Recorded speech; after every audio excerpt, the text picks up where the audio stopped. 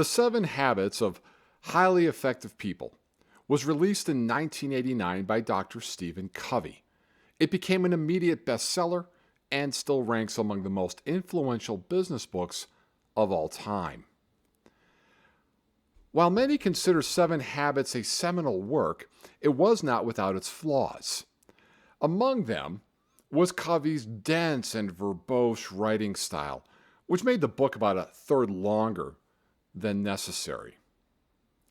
Also, Covey often referenced natural principles to justify and underpin his thinking and his ideas, but nowhere in the book did he explain what those principles were.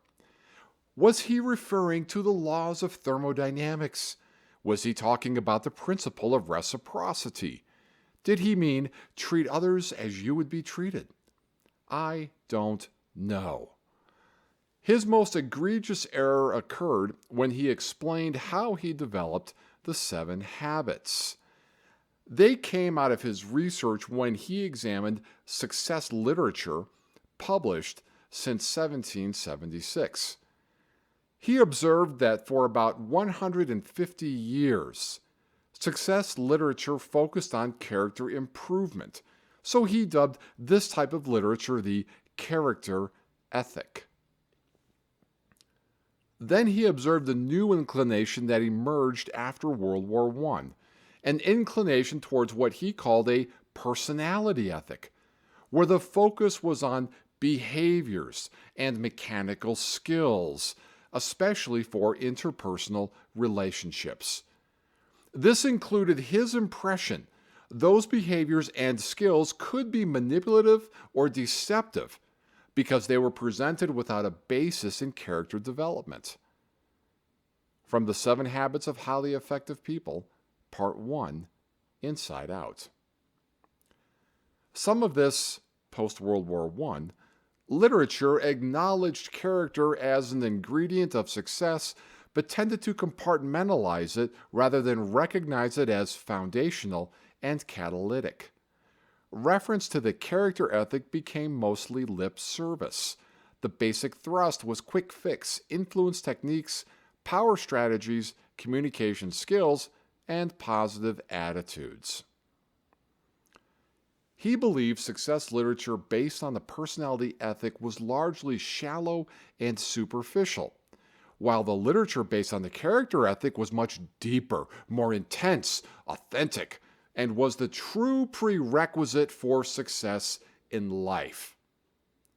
And here is where Covey got into logical trouble. What happened next set in motion an unfortunate trajectory in leadership and management, education, and training. Covey believed character is foundational and mandatory to success, but he offered no proof. All he made was an assertion about how he believes the world should function without bothering to research or even consider how it does function. Here's an easy proof to show that error. Covey claims that success requires proper character. To assess this, we first must decide upon a definition of success. In our culture, anyone who accomplishes a noteworthy achievement and receives recognition and often material compensation is usually considered successful, such as someone who has accumulated a notable amount of money and material possessions, or they've achieved a status in an organization, like an owner or chief executive officer, or they have received exceptional fame and recognition, even if for only one noteworthy event, and consider a one-hit wonder who is still famous 40 years and more after their hit song. There are other expressions of success I can add to the above, including marital status and marital longevity, children, and so forth. But those points above constitute what most people first think of when they hear someone is successful: wealth, power, and popularity or prestige. With success defined, is character foundational and catalytic to life success? Covey presents this assertion without nuance, So it's reasonable to believe he considered anyone who did not pass his unspecified character test to be unsuccessful, no matter their accomplishment. This inference creates two problems. A. Can we ever really know someone's character well enough to accurately assess it? When we see a successful person, we might assume their character is at least good. Such a presumption would fit with Covey's declaration. Yet how many seemingly successful people have been brought down, even prosecuted, by a well-guarded, unflattering secret? We never know enough about someone to arrive at more than a tentative assessment of their character.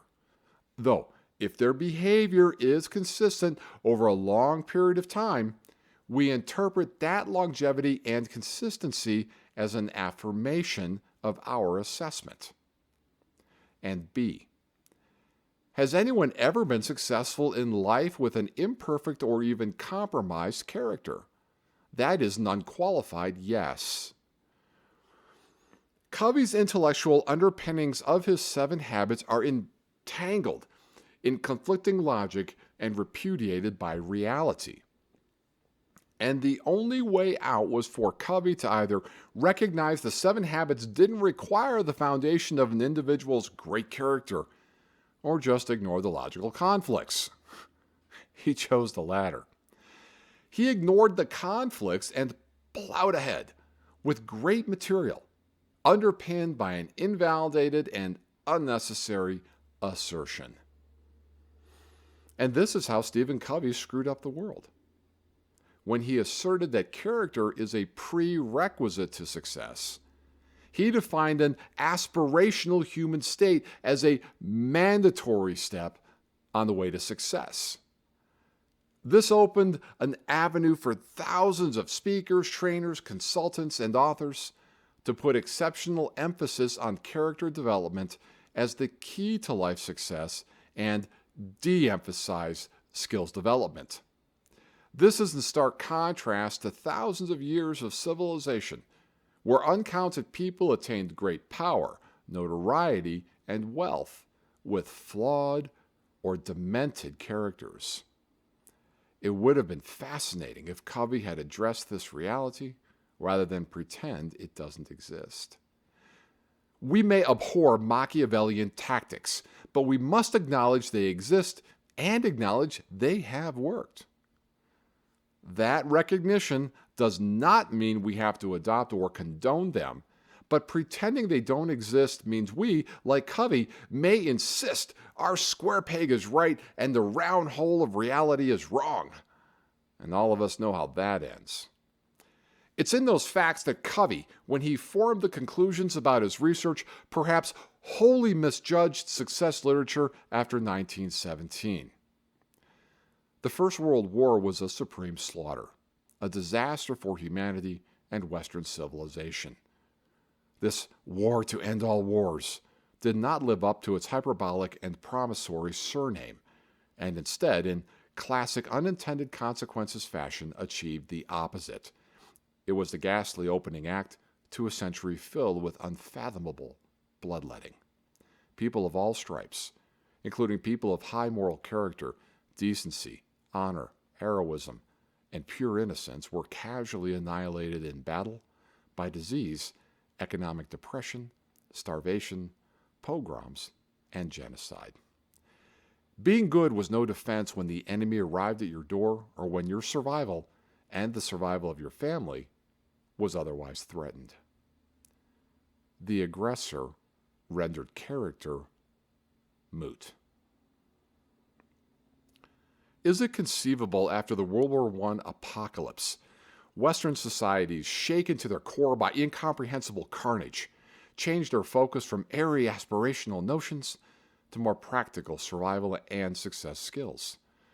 Covey's focus on aspirational character improvement as a non-negotiable element for success must lead to a presumption that if someone is considered successful, then they must have unimpeachable character. Otherwise, they wouldn't be successful.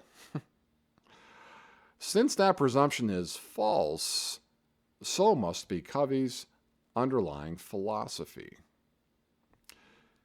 Yet plenty of people believe that's how the world should work, and so they carry along a path of obsessive introspection, believing that is the way forward. But it's not. Introspection is a formidable tool for personal change, but a limited one. It must be complemented by improved skills and an understanding that success is driven by the consistent application of results-producing skills over a sufficiently long period of time, and the unpredictable intervention of favorable and unfavorable luck, among other factors. This means success is about probability. Do enough of the right things for a long enough period of time, and usually one will achieve at least a satisfactory result. Fail to do enough of the right things or devote insufficient time, and the probability of achieving that satisfactory result is expected to decline or vanish. Now let's focus on those two main components of any success.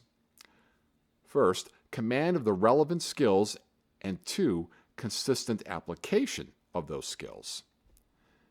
The combination of these two components produces results. While there are other components, I'll treat these as the minimum set of components necessary for success. Enough to make my point.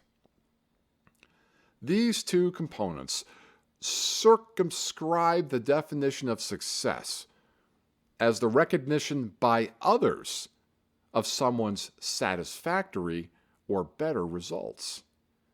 Its inverse, unsuccessful, must then be the inability to achieve satisfactory results. While a person can and should define success for themselves, in common usage, success is a societal bestowment and not one we confer upon ourselves, unlike Napoleon in 1804. Where character factors in is in building and severing trust-based relationships. But even the longevity and depth of those relationships are often subordinated to results. All relationships are conditional. Here's an example. Your lead salesperson is a very difficult person to work with, but they are an extraordinary rainmaker.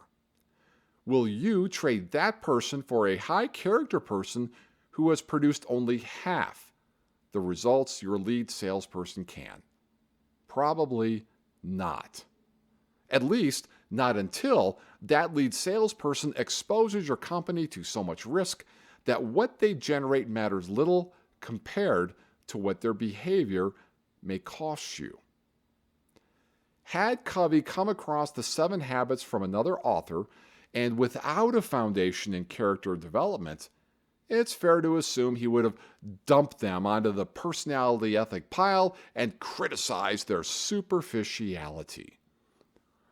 But because he salted his 7 habits with the character ethic, that made his personality ethic-oriented insights and tools instantly more divine and preferable than education that focuses only on learning how to work a room, how to deal with conflict, and so on.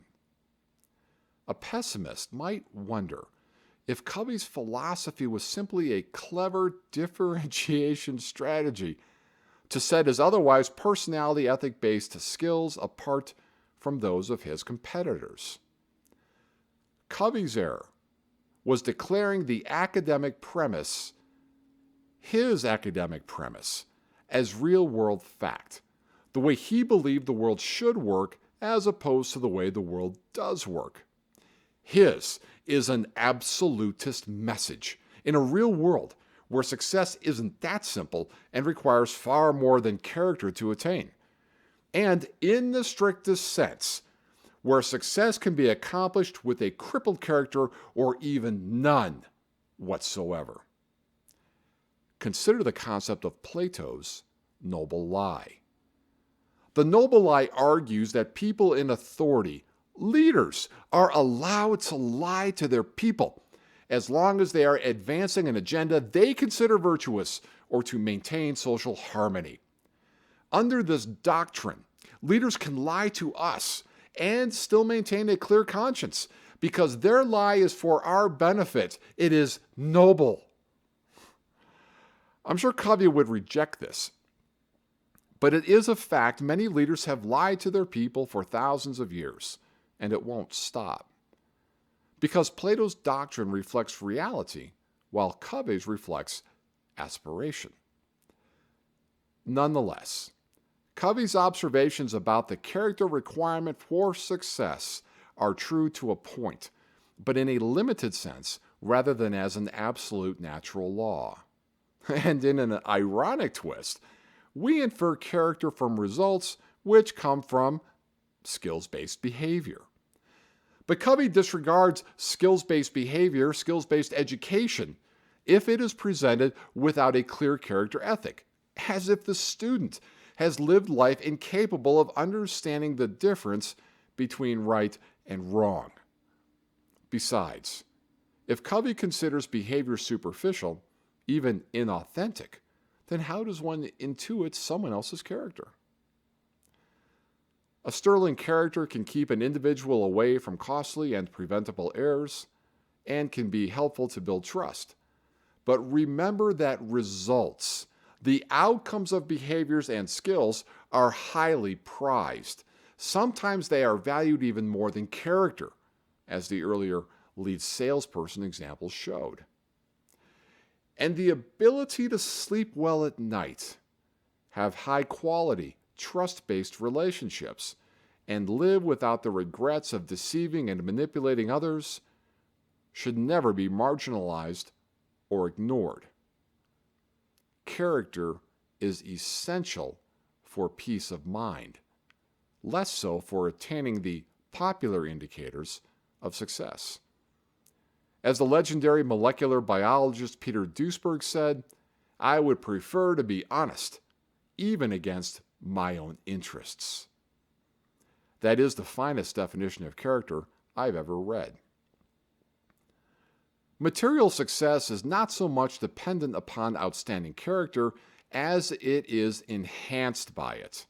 Material success is defined by material results, though the satisfaction of material success is proportional to the character of the individual and to what extent they require society to affirm them as successful. That said, there are uncommon individuals who have the courage to write their own definition of success independent of society's blessing, and they possess the fortitude to pursue it. With that level of intrinsic motivation, we can expect they will quietly savor success's satisfaction without need for public acclaim. The 7 Habits is a seminal work. Any reader should soak up each of the habits, the tools, and the insights Covey provides. But they should exercise caution whenever Covey presents his desired worldview as unsupported world fact.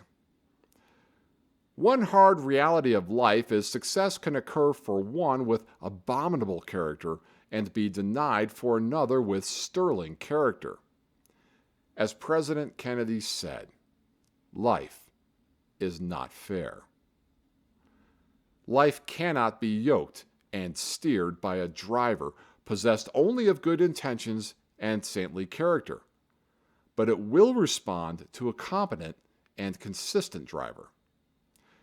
It's easy to unconsciously assume a career academic with a PhD, a national bestseller, and a deep writing style with citations to natural principles, character ethic, and other attributes is a professor of crystalline wisdom. But as always, we must remember all people are human and subject to cognitive biases and errors. It is incumbent upon any reader, listener, or student to develop incisive critical thinking skills and the courage to question assertions and assumptions of any persuader, no matter how impeccable their resume or magnetic their charisma. What survives is likely truth, or at least good general advice. Character has a dynamic place in attaining success. Sometimes it matters, and sometimes it doesn't. It's this unpredictable variability that requires it to be severed from Covey's absolutist philosophy. But adopting a life lived with high character has profound benefits that make any life richer, regardless of material success, while those who live without concern for character may never find contentment in life, also regardless of their material success. Character development, when coupled with productive, consistent work, allows the ambitious a peace and self-satisfaction with their efforts and outcomes. It is true that leading a life of character requires drawing red lines the individual will not cross, though others will cross those lines and may receive success from those crossings. It is also true that not crossing those lines may yield a lesser, equivalent, or even greater success to the individual with character. The only promise from living a life of character is the self-respect and internal peace that what you expended and earned was done so fairly, and you lived according to a code. The individual who does this will sleep well at night and accept the unpredictable gifts and losses in life with humility and even humor. Character is not a requirement for societal success, but it is required to be recognized for living an honorable life. And from that sentence, it is clear that success and honor are distinct concepts. You can't have one without the other, and you can have both. Character should never be underrated, but its place, purpose, and the limits of its potency must be made clear. In the same way, we should never diminish the necessity for teaching and learning tangible skills that help us achieve the objectives we have set for the life we want to live. Thank you very much. Thanks again for watching this video. I'd appreciate it if you like this video, and feel free to comment below. You can read the written version of this blog at Gumroad. Please see the URL also following this video. Do you like this style of writing and analysis? If you do, then you will love Merit's Fulcrum. It's available at Amazon, and it's also available at my Gumroad account. Finally, please follow me on Twitter, because that's where I do most of my work. I'm also active on Instagram and LinkedIn. You can connect with me there. If you have any comments, if you have any questions or suggestions for topics, please contact me through any of those channels.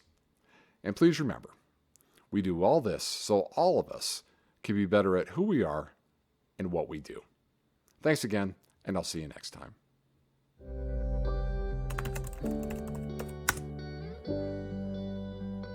Yeah, that's it.